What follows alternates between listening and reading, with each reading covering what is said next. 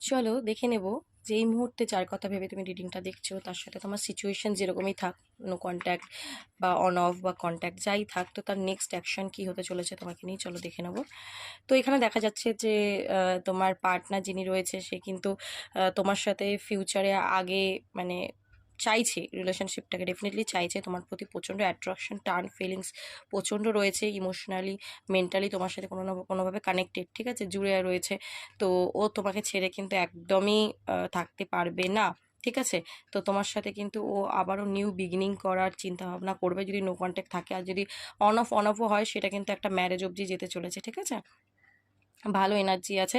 এবং যাদের no contact চলছে তাদের পার্টনারের সাথে কিন্তু একটা কমিউনিকেশন হতে চলেছে, ঠিক আছে। কারণ কি এখানে তোমার পার্টনার সারাদিন তোমার কথাই ভাবছে দেখা যাচ্ছে, মানে সে তোমার সাথে কিভাবে রিলেশনশিপটাকে শুরু করবে সেটাই ভাবছে, এবং অন অফ হলেও সেটাও তাই।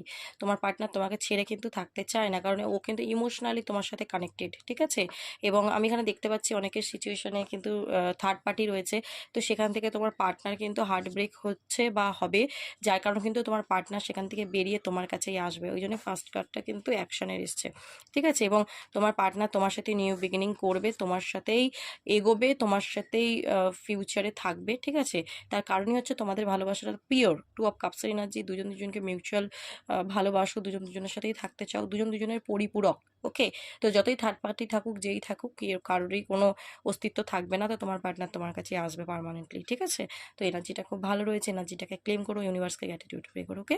চলো, থ্যাংক ইউ সো মাচ।